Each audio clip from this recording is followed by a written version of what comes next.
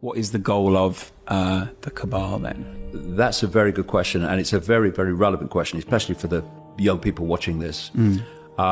There is an end game. It has been working towards it for a long time. This has not been going on for 5 years or 50 years. This goes back thousands of years. And the key to increasing human control has been increasing human centralization of power. So, for instance, there was a time when the human race was made up of tribes, and the tribes decided what happened in the tribe. Then there came a big change when lots of tribes came together under what were called nations. And then a few people at the center of the nation were now dictating to all the former tribes that made up that nation. Through the European Union, we've gone to the next level, which is to bring the nations together under centralized control. And the idea eventually is to have a world government, world army, world central bank, world currency, cashless, which we're headed to so fast. And underpinning that structure of centralized global control is complete control of human perception, and it's happening in front of our eyes. Why would someone want that? Well, I mean, why does Stalin want to control Russia with a rod of iron? Because they're frickin' mad. They're psychopaths, and there's a thing called the hair test. It's a list of traits, and if you have enough of them, you're a psychopath officially. And the top trait of a psychopath is lack of empathy. The inability to put themselves in the feelings and the situation they're making other people suffer. And when you remove empathy, all limits go. Right. We're back to 9/11. Only people with no empathy could possibly do that, knowing the consequences for those people, that could start the Second World Wars. So lack of empathy. But where this is sadly, those people are also very good at what they do. They're very good. Yeah. They're very sick, but intellectually they're very clever. Right. And they study, and this is what AI is doing. You know, they talk about surveillance and all this technological surveillance, all this AI stuff. Well, it's not just surveillance. All the things that the human race posts on the internet, posts on social media, all that is being fed into AI, which is becoming enormously skilled at understanding the human psyche, therefore able to manipulate the human psyche to control what? We're back to it, control perception. But the end game, in terms of complete control of human perception, is to connect the human brain to artificial intelligence. And this is something I've been warning about now for so frickin' long. And the Silicon Valley crazies are now openly talking about it. There's a guy at Google, it's called a futurist, called Ray Kurzweil. And there are others like him as well. And they're actually giving the year 2030 for which we're in 2019 as we speak, for connecting the human brain to artificial intelligence. And that at that point, and I'm now quoting or paraphrasing Kurzweil, once that connection's made, he said AI will do more and more and more of human thinking until human thinking as we currently know it will be basically negligible. Right. In other words, the human mind will become AI, and instead of manipulating human perception will become direct through AI. And this is how they've done it. There's a...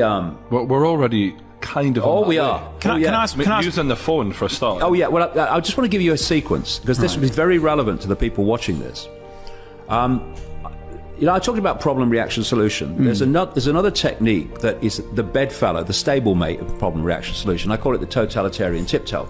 And what you do is you start at A, and you know you're going to Z. But if you go in too big a leap to Z, the change is such that people go, what's going on? What's going on? What's happening?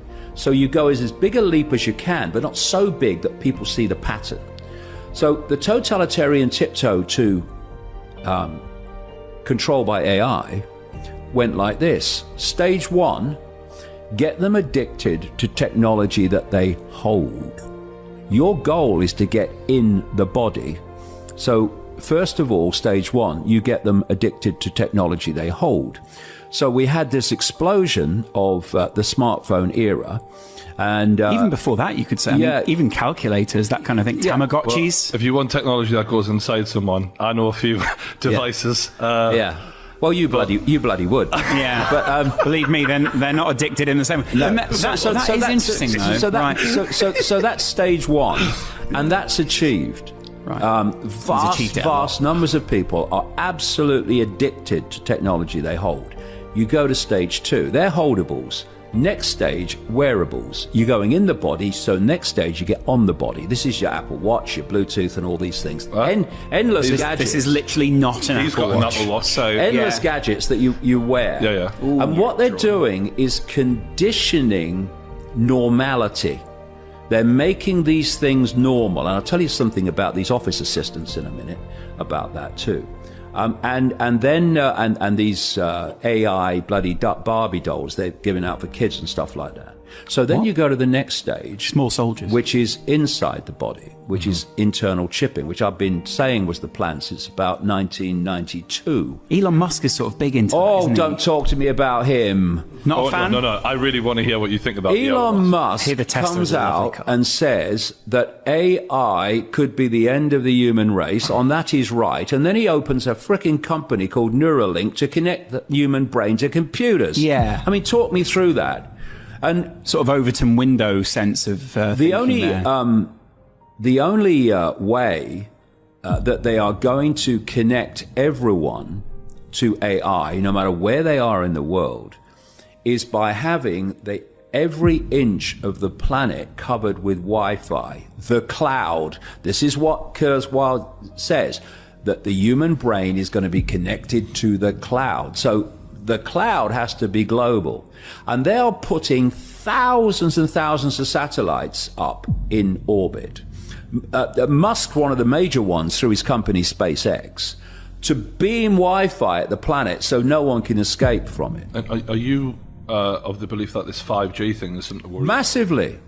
5G is ramping up this whole, what they call smart grid. Do you notice how everything today is called smart? Mm-hmm. Everything called smart is part of a smart grid, and part of that smart grid is connecting AI to the human brain.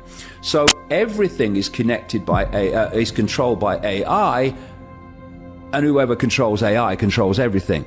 And from one central point, when this grid is up and running and it's being put into place more and more every day all over the world, whoever controls that central point controls not only everything technologically, controls the human mind.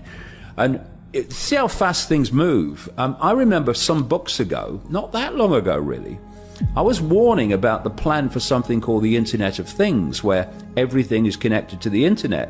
Now, already billions of things are connected to the Internet. Everything's connected to AI and the Internet. The Internet, by the way, was made possible thanks to an organization called DARPA, which is the technological development arm of the Pentagon. And if I called DARPA evil, I would be fearful of evil suing me for defamation of character, to be honest. That's how bad it is, right? And so the idea is before you can make a physical connection to AI, and people accept this, you've got to make a psychological connection. And what they're doing, because it's all a psychological game, the few cannot control billions unless they control the psyche of the billions. It's a very, very important psychological manipulation technique. It's called preemptive programming. Okay, this is how it works. You are here, you want to go there. That society is so dramatically different to this one, you're gonna face a response against it. You want to do what? So what you do is you fill the movies and the programs with storylines and scenes and portrayals of that world. And so what you're doing, and you look at the movies that have come out in the last 10, 15, 20 years about this whole world of technology and robots and AI and all that stuff. Anything with Will Smith in, pretty much. Yeah, and what do you call it? The one with Tom Cruise in. Oh, yeah, Minority Report. Yeah, Minority Report, yeah. Mission Impossible 2 was excellent. Yes, and what you're doing is you're preparing the subconscious, particularly the subconscious, conscious as well, to become familiar with the world you want to take people into. Over the window. So as the world is brought in for real, that familiarity is going to lessen the resistance to it because there's a familiarity about it. I think they're it. going to do it, David. If they make it easier to get laid for men, that is the Tinder via, like, you know, microchip. That's it. Do you know the worry is, David? You're laughing. He's totally serious. No, I'm telling you now, if there's one way you'll get men to go along with this, is if you make it easier to get women. Guaranteed.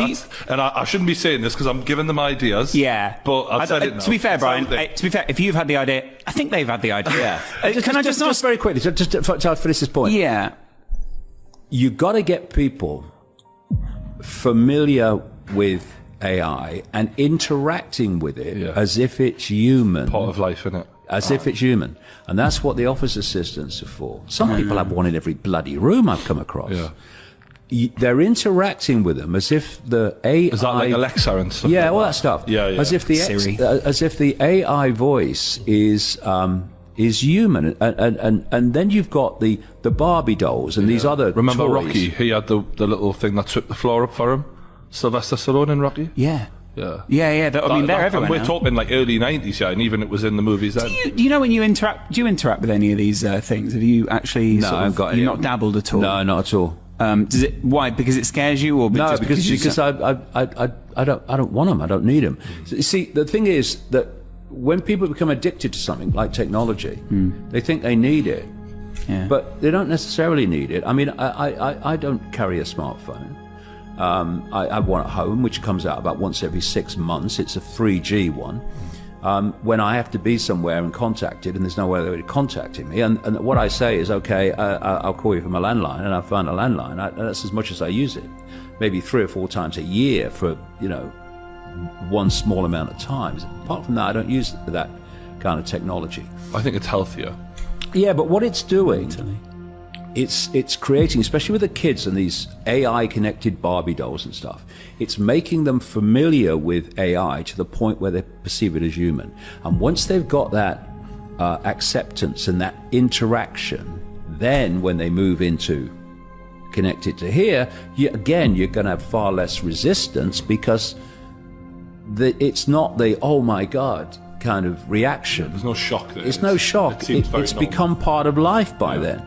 And that's why they're targeting the kids now, because they are going to be the adults 2030 when they really want this to come in full blown.